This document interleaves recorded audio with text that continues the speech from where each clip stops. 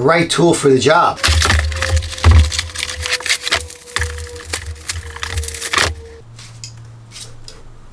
Crimpers, big crimpers for my 6 and 8 wire. So if you're going to do the wiring and you've got your calculations done and you know what wires you got, the next biggest problem with DC wiring are the connections. That's where the failures occur. Make sure you get the right tools.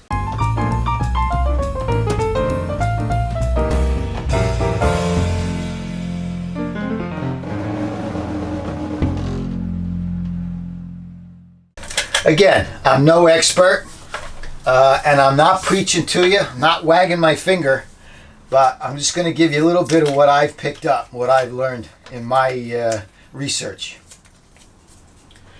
The length of the wire is the key to the whole DC system. That wire, you've got to measure the distance from the origination to the device and back. That's how DC works.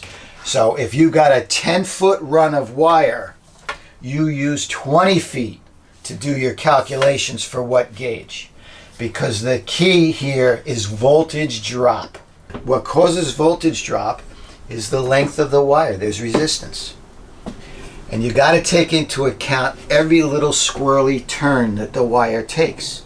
Because if you don't, if you just say, okay, I got a foot here, 4 feet here, 5 feet there, by the end of that calculation, you might have ignored 4 feet of squirrely turns of that wire. And that's going to have an impact on your voltage. Blue Sea Systems has a great calculator on their website, and I used it extensively. I calculated every run in here 3 times. Here's a quick explanation of how to use the Blue Sea wire gauge calculator. The first entry is, what is the circuit voltage?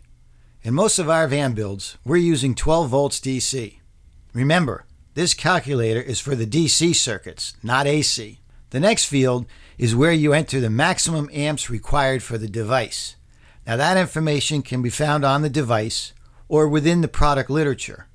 In this case, I will use 10 amps. Next, you enter the length of the conductor or wire. Remember, if the actual length of the wire is, for instance, 14 feet, including all the squirrely turns, you have to double that number and enter it here. So 14 feet of wire, doubled, enter 28. Next, you have allowable voltage drop in a percentage. Each appliance can survive on less than 12 volts, but not too much less. So this field is for what percentage of voltage drop will not adversely affect the performance of the device. Typically, motors can gobble on less than 12 volts compared to electronics like laptops. They're prima donnas. They want 12 volts. Now, the type of load refers to the time of use or duty cycle. An example of variable would be the compressor in your refrigerator. It doesn't run 24/7. It varies. Conversely, an example of a fixed load would be all your LED lights, which for the sake of this exercise are going to be on day and night, a steady current demand. The wire insulation temperature is set as a standard if you're using good quality marine grade stranded and tinned wire, which is what you should use. You must use. It all depends on how tolerant your own personal risk factors are. Me, I wear a belt and suspenders.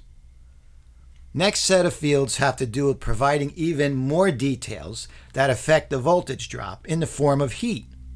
I check the in conduit or sheath box because my wire is double insulated and it runs in small bundles and I use wire loom. Click the calculate button and Blue Sea returns the correct wire gauge based on amps needed and the length of the wire. Here we see they want you to use number 10 wire. The explanation of results shows that amps-wise, 18 gauge wire would have been fine. But with all that extra length of wire you got there, you need a thicker wire for those 12 volts to have an easier time of getting to the device. 10 gauge is a lot thicker than 18 gauge. So, you got to be true to the wire length and don't Don't doubt it. Don't say, ah, that's crazy. That's too much wire. Oh, I am wagging my finger. That's the key. You need to get as close to 12 volts of power to that device as you could possibly get. For instance, the water pump that I got. Okay, I researched this as well, of course. AquaJet from Remco. This is a killer pump. It's super, super quiet. But beyond that, and the reason I bought it, 5.3 gallons per minute. You know what kind of flow that is? That's good pressure in your shower. You're going to get all the cream rinse out of your hair, which from what I understand is a big deal. You got to get the cream rinse out of your hair. 5.3 gallons a minute is going to do that for you. But not if you choke the wire. That's all based on having 12 volts at the pump. If you put fewer volts towards it, you're not going to get your output. The cream rinse is going to be in your hair, and the pump is going to fail prematurely.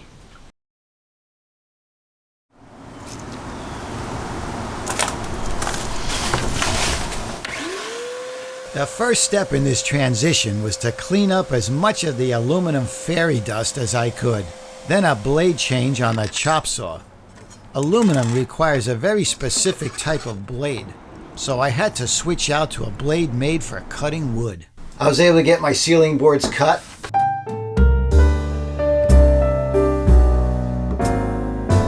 And I'm going to start working on those, but I just wanted to show you very quickly how these install.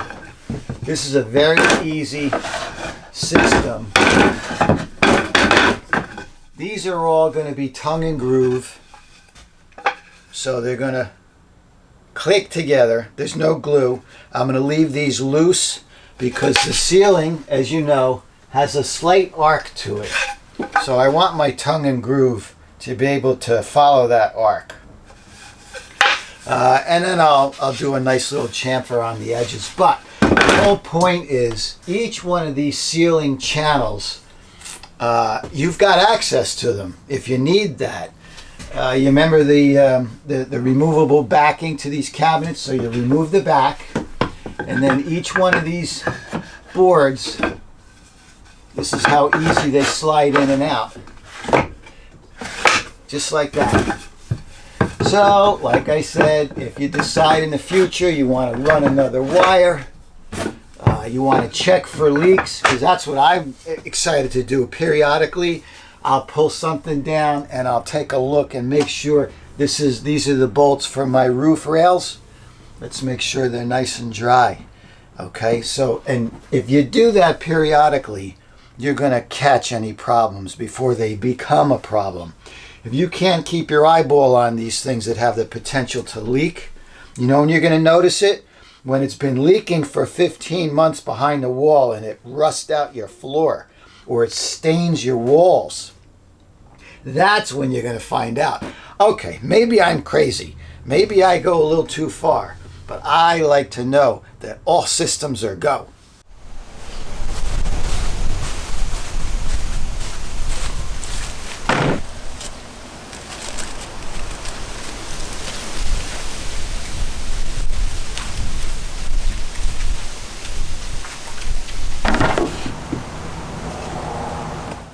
I measured and set up a jig stop so I could quickly cut several boards at a time.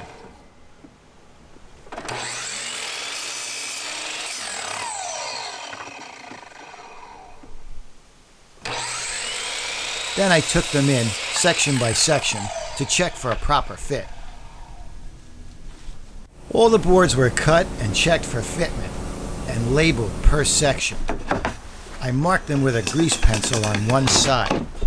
I'm running them through the planer again to get down to my final thickness, and I wanted to make sure I planed smooth both sides of each board.